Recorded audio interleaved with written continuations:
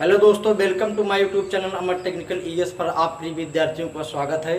प्रिय छात्रों, हमने आपको अगली वीडियो में कक्षा 12 यानी कि क्लास 12 के बारे में अध्ययन कराया था कि हम और आप इकाई का अध्ययन किए थे, पाठ्यक्रम का अध्ययन किए थे।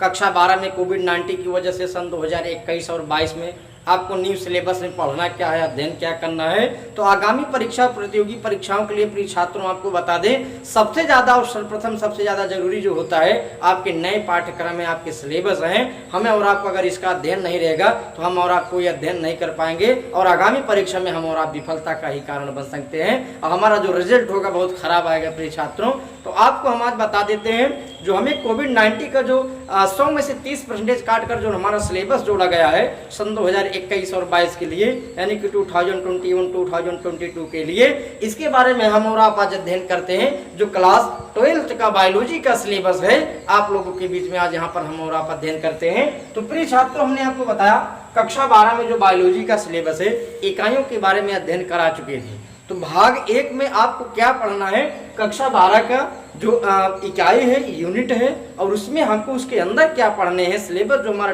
टॉपिक कितने पढ़ने हैं उसके बारे में हम और आप अध्ययन करते हैं। तो चलिए दोस्तों स्टार्ट करते हैं। दोस्तों, हम और आप अध्ययन कर रहे हैं बायोलॉजी यानी कि क्लास 12 का सिलेबस जो है, कोविड-19 का जो न्यू सिलेबस आया है 2021-2022 का, यानी कि 2021 और 22 का। तो हम और आप इसके बारे में अध्ययन करें जो बायोलॉजी का पार्ट चैप्टर है। तो प्रिय छात्रों, हमने आपको बता ही दिया था बायोलॉजी में भी आपको पढ़ने क्या है। जब तक हम और आप बायोलॉजी का अध्ययन नहीं करेंगे, पाठ्यक्रम नहीं जानेंगे, तो आगामी परीक्षा में जब हमें और आपको पढ़ना रहता है तो हम और आप डिस्टर्ब हो जाते हैं। परीक्षा में हमें कौन से चैप्टर पढ़ने हैं, कौन से काटा गया है, कौन से नहीं काटा है, कौन से हमको पढ़ने हैं, कौन से स्टडी करना है। बहुत से छात्र छात्राएं इसी में क्या होते हैं, फंसे रहते हैं और अपना अध्ययन अच्छे से नहीं कर पाते। उनकी पढ़ाई जो होती पूर्ण रूप से छात्रों बाधित है। तो यूपी बोर्ड का जो न्यू सिलेबस है कोविड-19 2021 और 22 का, इसके बारे में हम और आप अध्ययन करते हैं। बायोलॉजी में क्या काटा गया, क्या नहीं काटा गया है। तो प्रिय छात्रों, जो इकाई 1 है, हमने आपको इकाई के बारे में अगले वीडियो में बता ही दिया था। इसमें आपको इकाई के साथ साथ पाठ्यक्रम के साथ साथ उसके टॉपिक भी अध्ययन कराएंगे। तो प्रिय छात्रों, जो इकाई है, इकाई 1 यानी कि जनन यानी कि रिप्रोडक्शन जो है, इकाई 1 में हमें और आपको अध्ययन क्या करना है, इसमें हम और आप देख लेते हैं। जो पहला लेसन था काट दिया गया है जनन का, दूसरे लेसन से जोड़ा गया है कोविड-19 का न्यू सिलेबस, पुष्पी पादपों में लैंगिक जनन। जो पुष्पी पादप है उनमें लैंगिक जनन कैसे हो रहा है, सेक्सुअल रिप्रोडक्शन, एसेक्सुअल रिप्रोडक्शन के बारे में हमें और आपको अध्ययन करना है। तो इसमें देखते हैं पुष्प की संरचना जाननी है। संरचना का मतलब पुष्प के सभी भाग जानने हैं, संरचना जाननी है, इकाइयाँ जाननी है, कौन सा भाग कौन सा है। जैसे स्त्री केसर हो गया, पुंकेसर हो गया, जयांग हो गए, दल हो गए, पंखुड़ी हो गए। इन सभी जो पुष्प के मैंने भाग का नाम बताया, ये सभी के बारे में हमें और आपको अध्ययन करना है, जो इस बार ही आपको इसी पाठ्यक्रम में पढ़ने हैं। पुष्प की संरचना के बाद यहाँ पर हम और आप देख रहे हैं नर एवं मादा युग्मकोद्भिद का विकास। जो नर और मादा है उनके अंदर युग्मकोद्भिदों के जो निर्माण होता है उसके बारे में हमें और आपको अध्ययन करना है इस सिलेबस में। तो प्रिय छात्रों, इतना अध्ययन करने के बाद हम और आप देख रहे हैं उसके बाद क्या पढ़ना है, परागण पढ़ना है। परागण का मतलब पॉलिनेशन होता है। जब क्या करते हैं, उसमें वर्तिका का कार्य होता है, स्त्री केसर का कार्य होता है, पुमंग का कार्य होता है, पुमंग के साथ पुंकेसर के भी कुछ कार्य होते हैं। जो परागण क्रिया होती है, परागण कई प्रकार का होता है। जब हम आपको परागण एक टॉपिक से नया वीडियो बनाएंगे उसमें सिर्फ और सिर्फ परागण ही पढ़ाएंगे। तो उस टाइम जब परागण का आप अध्ययन करेंगे तो उस टाइम हम और आप देख लेते हैं। तो यहाँ पर अभी सिलेबस हमें और आपका अध्ययन करना है, सिर्फ इतना जानना है, परागण पढ़ना है, परागण के प्रकार जानने हैं, अभिकर्मक एवं उदाहरण उनके जानने हैं, जो उनके उदाहरण है क्या है, और वही प्रजनन युक्तियां के बारे में हमें और आपको अध्ययन करना है। प्रिय छात्रों, तो यहाँ पर देखते हैं हम और आप यहाँ तक जान गए। उसके बाद जब निचले क्रम पर आते हैं तब यहाँ पर क्या लिखा गया है, परागन, पराग स्त्री केसर, संकर्षण, दोहरा निषेचन।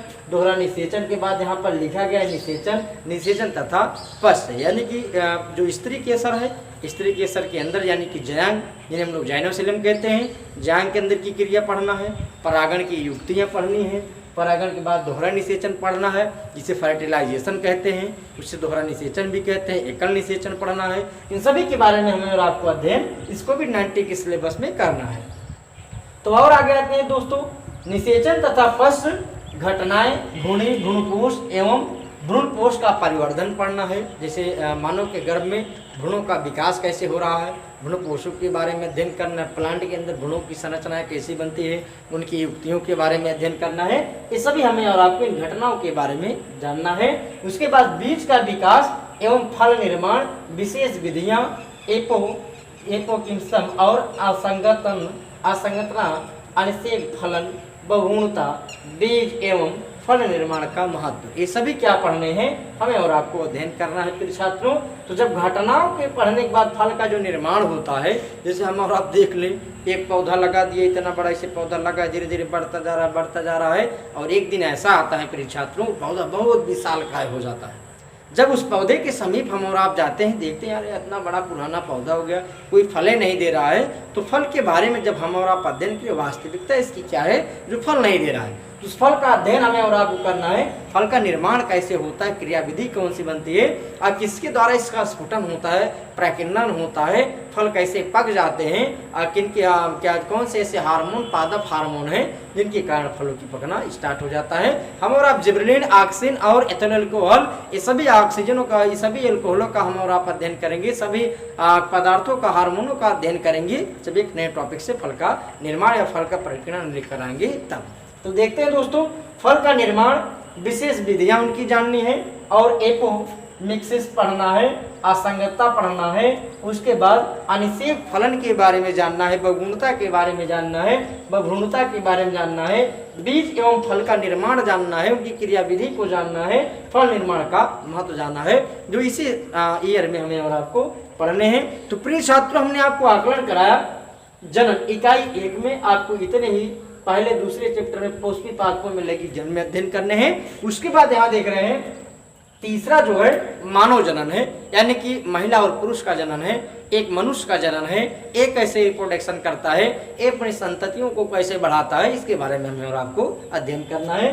तो यहाँ पर दिया गया है नर तथा, देख रहे हैं, नर एवं मादा जनन तंत्र, यानी कि नर एवं मादा जनन के तंत्र जानने, रिप्रोडक्टिव पार्ट जानने हैं, कैसे एक महिला का फिगर रहेगा, पुरुष का फिगर रहेगा, इन सभी के बारे में क्रियाविधि जाननी है और किस विधि से वृषण क्रिया होती है, कब से उसका ब्लास्टुला मेडुला का निर्माण होता है, कैसे उसके अंदर भ्रूणपोष होता है, कैसे वह अपना गर्भ धारण करता है, और महिलाओं के अंदर ऐसी कौन सी विशेष युक्तियाँ पाई जाती हैं जिन्हें गर्भ होता है, और पुरुषों को ऐसी विशेष युक्तियाँ कौन से नहीं पाई जाती जिनके पास गर्भ नहीं होता है।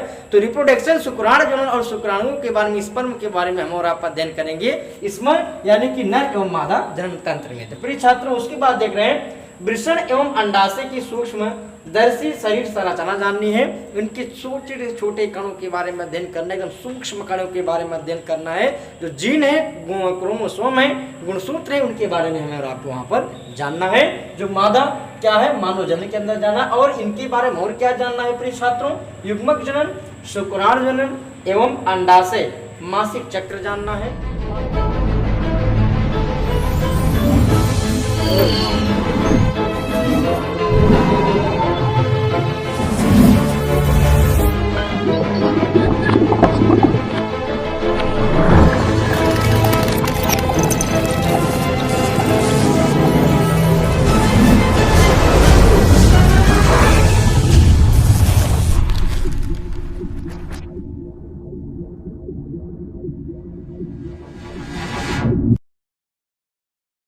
निषेचन जानना है, फीमेल गैमेट का मासिक चक्र कैसे होता है, क्यों आता है, रजोधर्म क्रिया क्यों होती है, डोनेटिंग क्यों होती है, इन सब के बारे में हम अध्ययन करेंगे किसमें, मानव जनन के अंतर्गत। तो प्रिय छात्रों, और देखते हैं अंडोत्सर्ग क्रिया पढ़ेंगे, यहाँ पर देख रहे हैं अपसर्पण क्रिया पढ़ेंगे, उसके बाद भ्रूणी परिवर्धन पढ़ेंगे, ब्लास्टोसाइट पढ़ेंगे, निर्माण तक इसकी क्रिया विधि को जानेंगे।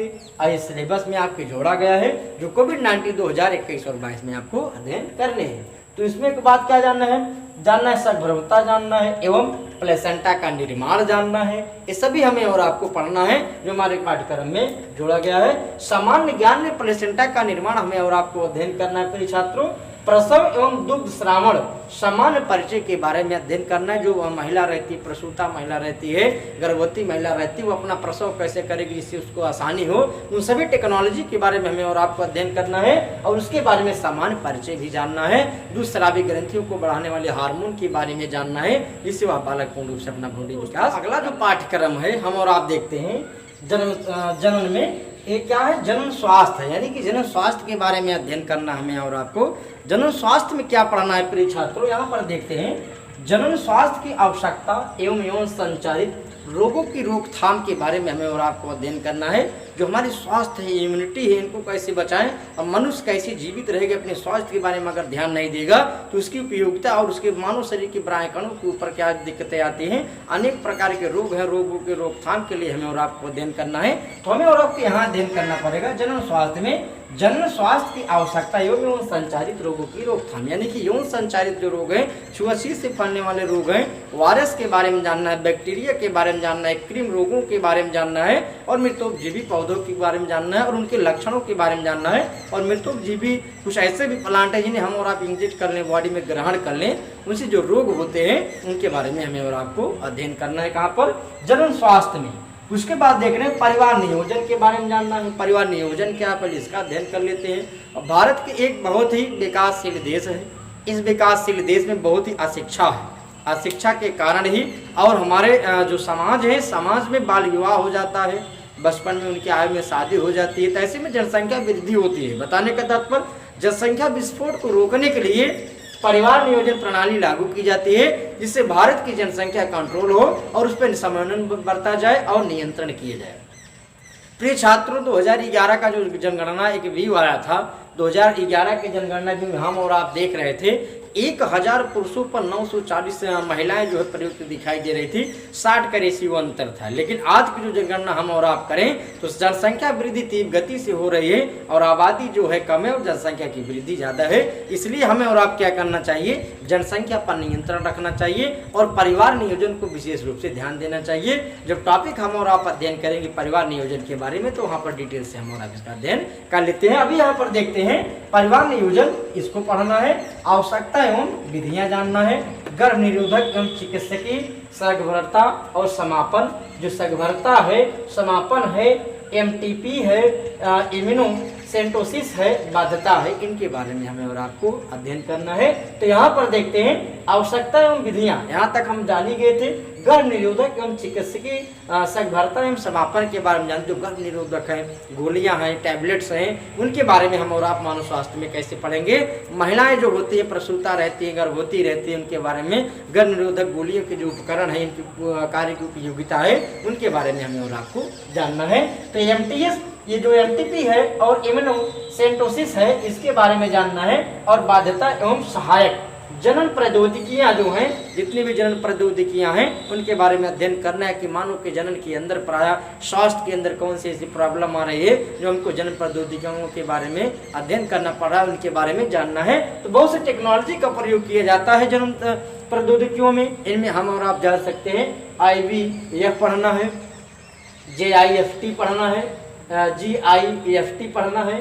ये सभी हमको और आपको अध्ययन करने हैं, जिसके फुल फॉर्म के साथ और इनकी उपयोगिता के बारे में हम और आप एक एक लेसन से अगले पाठ्यक्रमों में मिलेंगे। तो प्रिय छात्रों, 21 में हमें और आपको इतना और 22 में इतना ही अध्ययन करने हैं। और मानव स्वास्थ्य में और देख लेते हैं, जनन स्वास्थ्य में और देख लेते हैं। सामान्य जागरूकता के लिए प्रारंभिक ज्ञान होना चाहिए। बहुत से ऐसे रोग के विकार हैं, हमें और आपको अच्छा सा अध्ययन कर लेना है कि सामान्य जानकारी हर रोग के बारे में जान पाएं और उन रोगों को निदान के लिए हम और आप क्या करें, अपने ही पास से कुछ मेडिसिन ऐसे कुछ नाम हम याद कर लेते हैं, जिन मेडिसिनों के बारे में हम और आप जानते रहेंगे। आगामी जैसे कोई भी बुखार, फीवर, वायरल चीजें छोट मोट अगर हमें और आपको मर्ज हो जा रहे हैं, बीमारियां हो जा रही हैं, उनका उपचार हम और आप स्वयं से कर सकते हैं। या जैसे हम और आप ग्रामीण क्षेत्र से बिलॉन्ग कर रहे हैं, शहरी क्षेत्र से बिलॉन्ग कर रहे हैं, तो हमें और आपको कुछ न कुछ मेडिसिन का, दवाइयों का प्रयोग के बारे में अध्ययन करना है। वही चीज क्या कहलाता है, सामान्य जागरूकता के लिए प्रारंभिक ज्ञान होना अति आवश्यक है। और हर चीजों से हमें और आप बचना चाहिए। एवं संचारित रोगों के बारे में बचना चाहिए, HIV एड्स से बचना चाहिए और कई प्रकार के यौन संचारित रोग होते हैं, गोनेरिया के बारे में बचना चाहिए, डिप्थीरिया के बारे में बचना चाहिए, टाइफाइड बुखार से बचना चाहिए। ये सभी लक्षण हम और आप ट्रिक के माध्यम से अच्छा से अध्ययन करेंगे। प्रिय छात्र, एक एक टॉपिक करके पढ़ेंगे। तो यह आप पढ़ रहे थे बायोलॉजी यूपी बोर्ड का जो न्यू सिलेबस है कोविड-19 का 2021 और 22 का सिलेबस आप अध्ययन कर रहे थे। तो हम और आप, ये भाग 1 था प्रिय छात्रों। अगले भाग 2 में हम और आप मिलेंगे एक नई इकाई से। पूरा सिलेबस जो आपका 12th का है 3 भागों में डिवाइड होगा। तो पहला भाग हम आपको आज अध्ययन करा दिए हैं। नेक्स्ट वीडियो में हम और आप मिलेंगे भाग 2 के साथ, जिसमें इकाई 2 रहेगा पहला टॉपिक। तो वहीं से स्टार्ट करते हैं। तब तक के लिए धन्यवाद।